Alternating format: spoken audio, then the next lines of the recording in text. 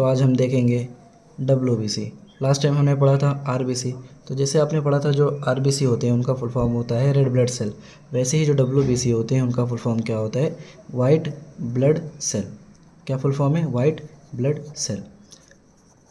और जो white blood cell है उसकी कुछ प्रॉपर्टी होगी, तो उसकी प्रॉपर्टी क्या होगी, सबसे पहले जो वाइट ब्लड सेल है उसका साइंटिफिक नेम क्या होता है, ल्यूकोसाइट होता है। साइंटिफिक नेम क्या है, ल्यूकोसाइट है। और इनका काउंट कितना होता है, 6000 से लेके 8000 होता है। और RBC कितना होता है, 5 to 5.5 मिलियन पर mm³ होता है। और जो RBC होता है उसके अंदर न्यूक्लियस नहीं होता है, लेकिन जो WBC होते हैं उसके अंदर क्या होता है, न्यूक्लियस प्रेजेंट होता है। न्यूक्लियस प्रेजेंट होता है। और RBC कौन से कलर के दिखते हैं, रेड कलर के। लेकिन जो WBC होते हैं वो क्या होते हैं, ट्रांसपेरेंट होते हैं। क्या होते हैं, ये कलरलेस होते हैं। जो RBC होता है वो कलर उनमें उनके अंदर रेड कलर क्यों दिखता है, क्योंकि सपोज़ अगर ये आपका RBC है तो उनके अंदर क्या होता है, एक पिगमेंट मिलता है। पिगमेंट का नाम क्या है, हीमोग्लोबिन नाम है। पिगमेंट का नाम क्या होता है, हीमोग्लोबिन। इस हीमोग्लोबिन की वजह से जो RBC है वो कैसा दिखता है, रेड दिखता है। लेकिन जो WBC है उनके अंदर कोई भी पिगमेंट नहीं होता है, इसलिए वो कैसे दिखते हैं, कलरलेस दिखते हैं। तो आज हम जानेंगे जो WBC है, WBC का रोल क्या होता है। WBC का रोल बहुत ज़्यादा होता है, इम्यूनिटी में रोल होता है। किस में रोल होता है, इम्यूनिटी में बहुत ज़्यादा रोल होता है। आपकी बॉडी के अंदर क्या करना, डिफेंस करना। अगर आपकी बॉडी के अंदर कोई पैथोजन या फिर बैक्टीरिया इंटर कर गया है तो क्या करेगा, वो डिफेंस करेगा। हमारे पास दो टाइप के WBC होते हैं। कितने टाइप के, दो टाइप के। एक को बोलते हैं ग्रेनुलोसाइट, ग्रेनुलोसाइट, और एक को बोलते हैं ए ग्रेनुलोसाइट। सबसे पहले हम जानेंगे ग्रेन्यूल्स क्या होते हैं। सपोज़ ये आपका अगर WBC है तो WBC के साइटोप्लाज्मा में छोटे छोटे ऐसे माइन्यूट स्ट्रक्चर मिलते हैं, इन्हें बोलते हैं ग्रेन्यूल्स। इन्हें क्या बोलते हैं, ग्रेन्यूल्स। ये क्या करते हैं, अगर हम इसके ऊपर कोई डाई डालेंगे या फिर कोई कलर डालेंगे तो क्या करेंगे, होल्ड करके रखेंगे। तो इन्हें क्या बोलते हैं, ग्रेन्यूल्स बोलते हैं। ग्रेन्यूल्स, अगर आपकी बॉडी के अंदर, आपके WBC के अंदर ग्रेन्यूल्स है तो 3 टाइप के ग्रेन्यूल्स होते हैं। 3 टाइप के क्या होते हैं, ग्रेनुलोसाइट होते हैं। सबसे पहला जो है उसे कहते हैं न्यूट्रोफिल। सबसे पहला क्या है, न्यूट्रोफिल। दूसरा क्या है, इओसिनोफिल। तीसरा क्या है, बेसोफिल। और ए ग्रेनुलोसाइट कितने टाइप के होते हैं, 2 टाइप के। सबसे पहला क्या है, लिम्फोसाइट, और दूसरा क्या है, मोनोसाइट।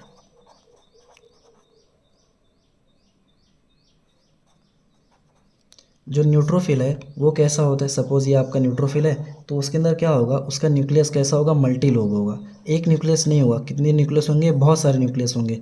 और न्यूट्रोफिल टोटल परसेंटेज कितना होता है, 60 से लेके 65% होता है। मतलब अगर आपका WBC का काउंट देखेंगे तो सबसे ज़्यादा क्या मिलेगा आपको, न्यूट्रोफिल मिलेगा। कितना मिलेगा, 60 से लेके 65% क्या मिलेगा आपको, न्यूट्रोफिल मिलेगा। और ये क्या होता है, मल्टी न्यूक्लिएटेड होता है। और अगर सपोज़ आपकी बॉडी में सबसे पहले अगर पैथोजन इंटर करता है, अगर आपकी बॉडी में पैथोजन इंटर किया है तो सबसे पहले लड़ने कौन जाएगा, सबसे पहले डिफेंस करने कौन जाएगा, न्यूट्रोफिल जाएगा। और आपने देखा होगा कि आपको कहीं कट लग जाता है तो आपकी बॉडी में पस बन जाता है। वो पस क्या होता है, एक्चुअल में डेड बॉडी ऑफ न्यूट्रोफिल होता है। डेड बॉडी ऑफ न्यूट्रोफिल, क्या बोलते हैं इसे, पस। क्यों, सपोज़ आपकी बॉडी के अंदर कट लग गया, वहाँ से बैक्टीरिया और पैथोजन इंटर करेंगे तो सबसे पहले न्यूट्रोफिल उससे लड़ने आएगा। और न्यूट्रोफिल जब लड़ेगा तो उसकी डेथ होगी। डेथ होने की वजह से वहाँ क्या होगा, पस एक्यूमुलेट होगा। और यही क्या है, डेड बॉडी ऑफ न्यूट्रोफिल है। और इओसिनोफिल की बात करें तो इओसिनोफिल का आप समझ लीजिए ये क्या है, इओसिनोफिल है। तो इओसिनोफिल का जो शेप होता है, जो न्यूक्लियस का जो शेप होता है, कैसा होता है, हेडफोन शेप होता है। कैसा शेप होता है, हेडफोन शेप। तो क्या होती हैं, बाइलोब होते हैं, बाइलोब न्यूक्लियस है, या फिर बोल दीजिए हेडफोन शेप न्यूक्लियस। कितने परसेंटेज होते हैं, ये टोटल 2 से लेके 3% होते हैं। टोटल काउंट इओसिनोफिल का कितना होता है, 2 से 3% होते हैं। और बेसोफिल कितना होगा, बेसोफिल 0.5 से लेके 0.5 से लेके 1% होगा। 0.5 से लेके 1% होगा। और बेसोफिल कैसे दिखता है, सपोज ये आपका बेसोफिल है तो उसका न्यूक्लियस भी बाइलोब होता है, लेकिन ये कैसा दिखता है, हेडफोन शेप की तरह नहीं दिखता है। हेडफोन शेप की तरह कौन दिखता है, हेडफोन शेप के जैसा कौन दिखता है, किसका न्यूक्लियस, इओसिनोफिल का न्यूक्लियस दिखता है। बेसोफिल का बस बाइलोब होता है, बाइलोब न्यूक्लियस होता है। तो आपको पता चल गया जो न्यूट्रोफिल है वो क्या करता है, सबसे पहले अगर आपकी बॉडी में अगर कोई पैथोजन इंटर करेगा तो सबसे पहले लड़ने कौन जाएगा, न्यूट्रोफिल जाएगा। और इओसिनोफिल क्या करेगा, सपोज आपकी बॉडी में क्या हो गया, इन्फेक्शन हो गया। इन्फेक्शन किसका, इन्फेक्शन वॉर्म्स का। अगर आपके पेट में या फिर स्मॉल इंटेस्टाइन के अंदर वॉर्म इंटर कर गया है तो सबसे पहले कौन इफेक्ट करेगा, इयोसिनोफिल लड़ेंगे। कौन लड़ेंगे, इयोसिनोफिल।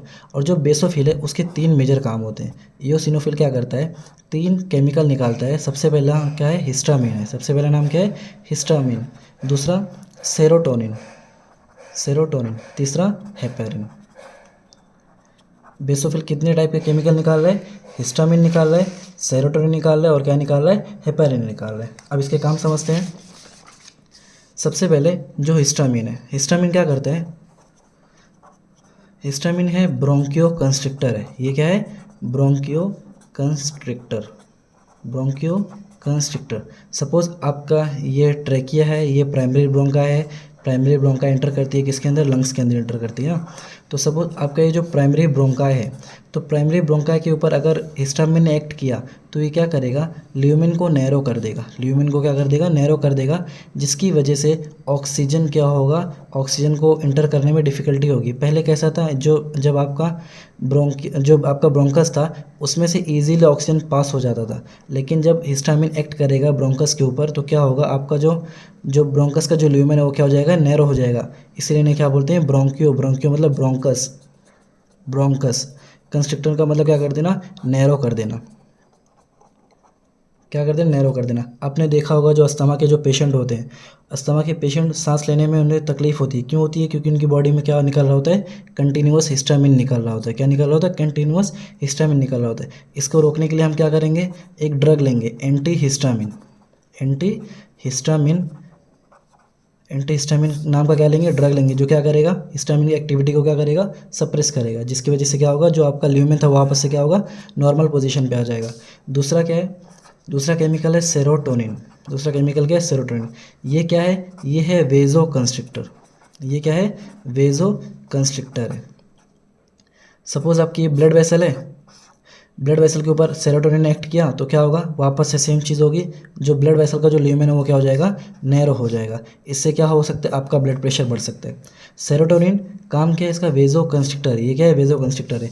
लेकिन जो हिस्टामिन है वो क्या है, ब्रोंकियो कंस्ट्रिक्टर है। ये ब्रोंकस को कंस्ट्रिक्ट करेगा, लेकिन सेरोटोनिन क्या करेगा, ब्लड वेसल को कॉन्ट्रैक्ट करेगा। और तीसरा केमिकल का नाम क्या है, हेपेरिन।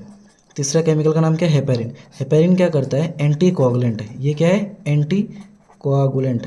एंटी कोआगुलेंट का मतलब क्या होता है, ये ब्लड को जमने नहीं देगा। ब्लड को ब्लड वेसल के अंदर, सपोज आपके ये ब्लड वेसल है, इसके अंदर अगर ब्लड फ्लो कर रहा है, अगर वो नहीं जम रहा है, मतलब क्लॉट नहीं बन रहा है, तो क्यों नहीं बन रहा है, क्योंकि बॉडी के अंदर क्या प्रेजेंट है, हेपेरिन प्रेजेंट है, जो क्या होता है, एंटी कोआगुलेंट होता है। तो बेसोफिल के लिए इतना बहुत है गाइस, आपके लिए नीट पॉइंट ऑफ व्यू के लिए। बस आपको परसेंटेज याद रखना है, फंक्शन याद रखना है, और जो ए ग्रेनुलोसाइट है वो आप देखेंगे नेक्स्ट वीडियो के अंदर।